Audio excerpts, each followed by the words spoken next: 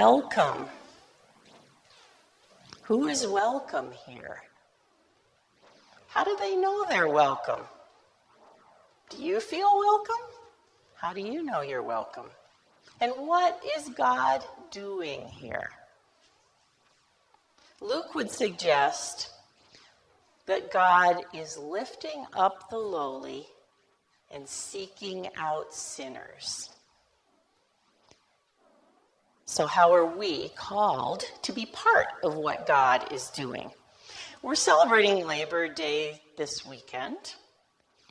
So at this time, as we're looking at these texts that we heard today, all rich texts, we can reflect on the meaning of our work in the light of what we hear about hospitality.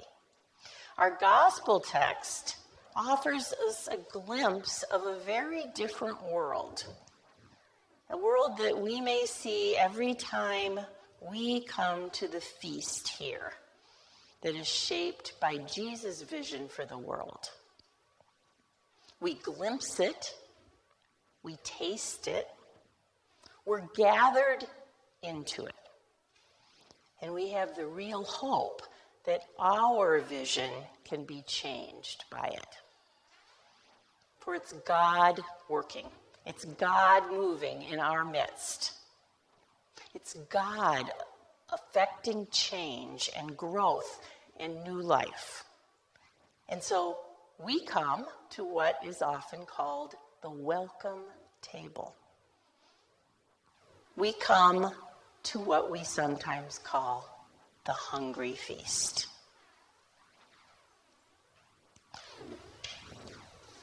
In our parable that we heard today, Jesus reveals what the protocol and the priorities of the kingdom of God are. And the wedding feast is often biblically used as a metaphor for that kingdom. And so it makes us muse whether we live according to God's will, or do we live more by the norms of the society around us? Well, it's really easy, I think, for us sitting here to point our fingers at those Pharisees who are presented in this story and in many of the Bible accounts as behaving with such self-importance, and we're not like them. We're not. It's easy for us then, too, to shake our finger at those people who are very wealthy today. We watch how they deal with all their excesses, and we kind of revel in all the foibles that are eagerly covered by the media. We can see how greedy they are and obsessed with wealth and power, and we're not them.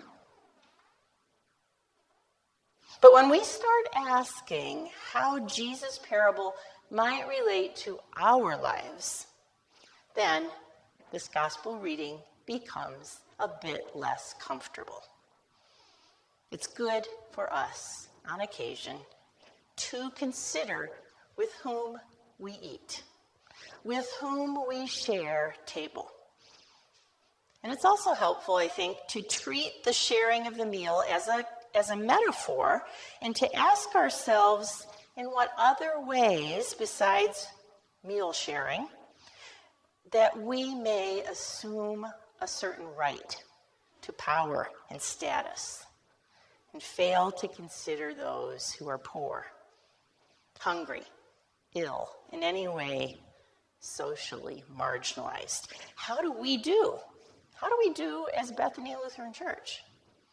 To whom are our doors open? To whom do we extend hospitality?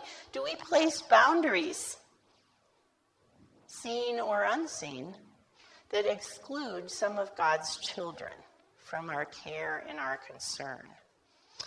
Well, this year in our readings, we've been following Jesus around on his travels. And once again today, in this gospel reading, we see him sitting at table. Once again, the meal he uses as a chance to teach. I think it's significant that the setting is a dinner party. Eating is essential to life, but a dinner with guests is special, right? It's often an occasion of social importance, a place to make contacts, sometimes even to make contracts. And those people looking to climb the ladder of success are very much aware of a pecking order and how important the seating plan is. We may not be as formal as this anymore, or at least I'm not. But I think we're aware of these and state dinners and those kinds of things. But in Luke's gospel, a meal with guests is a symbol of the inbreaking reign of God. And so in Jesus' parable, we can almost hear two different worlds colliding. We're told that Jesus is being watched, and we know by now, as we've been reading through Luke, that controversy is pretty sure to break out. And Jesus is also watching those who are watching him. And I have no doubt that he saw them observing the status that their seating positions implied. I guess they didn't have those little place cards that we sometimes have seen at more formal dinners. But Jesus delivers a mini lecture. We kind of heard the same thing in our Proverbs reading. It's kind of common sense. And it would save you from being embarrassed of finding that someone that you were sitting in the seat that was reserved for someone who was a more prominent guest. That would be embarrassing. But Jesus concludes his little manners lesson by saying this. He says, "For all who exalt themselves will be humbled, and those who humble themselves will be exalted." In that one phrase, he speaks about the reversal of God's reign. He speaks of the world being turned upside down, God being the host at this banquet, the banquet of which Jesus is ultimately speaking. And the values of that banquet are not the values of the world. Unlike life in most human societies on earth as it is now, in the ultimate rule of God, power and money and social status are not going to matter. Everything will be reversed. But then Jesus continues, and he speaks to the hosts of the dinner party. For him, the dinner party is an occasion to feed people, not climb ladders. And so he says, essentially, why invite people who already have full freezers and cupboards? Why invite people who will turn around and return the invitation and likely try and outdo you? He says, invite people who don't have homes, let alone food. Invite those who could never pay you back. He seems to be giving the church marching orders or instructions. Here's what to do. But also he's telling, here's what has been done for you. Because we're not always the host, are we? We're often the one who comes. Here's what's been done for you. If the work of the church is a mirror of the work of God, then we have also been served by God at God's ever-gracious table. We can't pay God back ever, no matter how hard we try. So all we can do is to share what we have with others without any expectation of recovering something in return. God's reign isn't about status, it's about equality, very radical equality, actually. A radical equality that looks at each and every one as a child of a loving and forgiving God. An equality that demands of each and every one the exact same thing, a total dedication to the gospel of Jesus.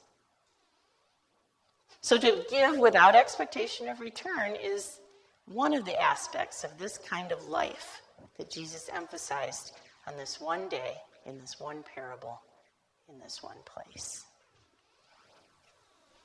I know a story purported to be true about the funeral of Charlemagne, who was a great medieval emperor many centuries after Jesus, but many more centuries before us. On the appointed day of his funeral, a great procession formed and left his castle with a kind of pomp and circumstance that was deemed fitting for an emperor. And as was the custom of all these funerals, his funeral procession was met at the door of the cathedral by the bishop of the cathedral, who stopped them and would not let the procession enter. And he asked the question that was always asked: who comes? Charlemagne, Lord and King of the Holy Roman Empire, replied the herald, who was at the head of the procession. I know him not, answered the bishop. And he asked again, who comes?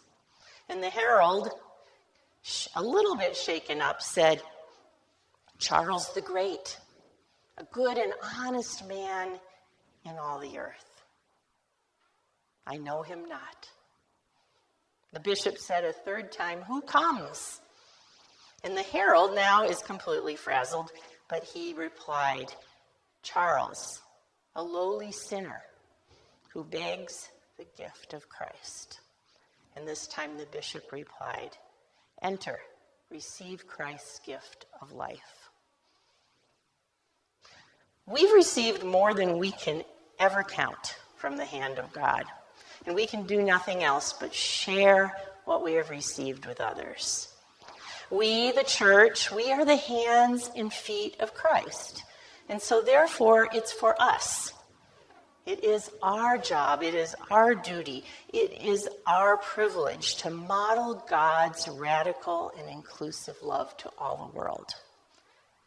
It may help us do that if we recall, as we come to the table each time, each of us with our own attainments and achievements, that we all come equal before God. We all come, even as Charlemagne, as sinners in need of salvation. We come beggars of the bread. We come strangers who were once ourselves welcomed into this place. We come with empty hands to the table. We don't hold anything we've earned so that we don't go full to the banquet. We go empty. We go empty to the hungry feast, to be filled with the bountiful love of Jesus.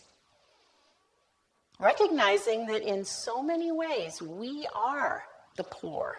We are the crippled, the lame, and the blind.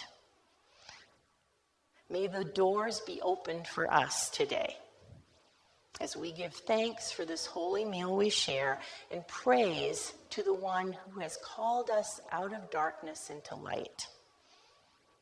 Come, be gathered in, all people together. Fire of God's love in our flesh and our bones. Amen.